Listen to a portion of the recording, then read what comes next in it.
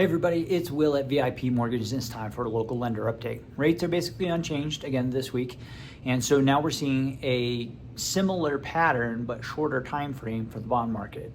Previously, for the last month, maybe 6 weeks, we have seen the market get better, then get worse, then get better, then get worse in roughly the same amount of movement, but it was taking a week, maybe 10 days to make those changes.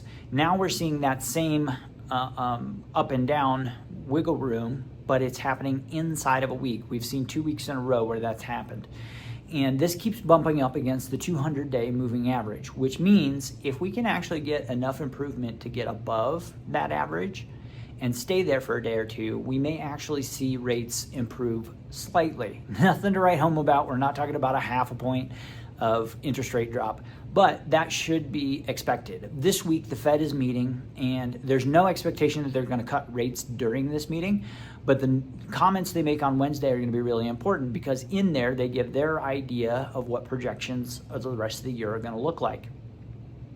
So far, there's been a lot of uncertainty because of changing economic conditions that may eventually start pushing inflation higher. Last week, we got our newest inflation reading, and it was actually better than expected. That makes 3 reports in a row that are not just decent, but better than expected. The whole market works on expectations, right? Which brings me to my next point.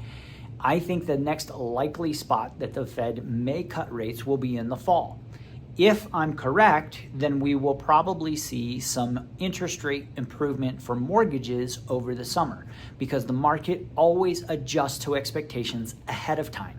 That's why last fall when they started cutting rates, the mortgage rates actually didn't go down because they had already improved anticipating those cuts.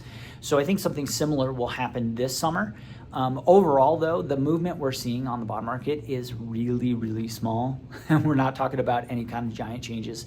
Nobody's missing out on a big deal, and it's maybe even a waste of time to watch rates right now because they're moving in such small increments. That being said, we're keeping an eye on the factors of the market because we keep seeing this cycle of uncertainty followed by calming everything down and giving good direction, followed by more uncertainty.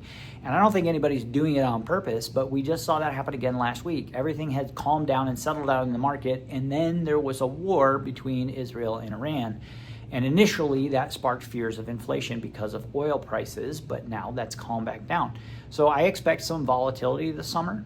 I expect there to be some more uncertainty coming from out of nowhere, and then everybody who can working to try to bring calm to the market. That's what we've been seeing really since Inauguration Day is calm followed by stirring the pot, followed by calm.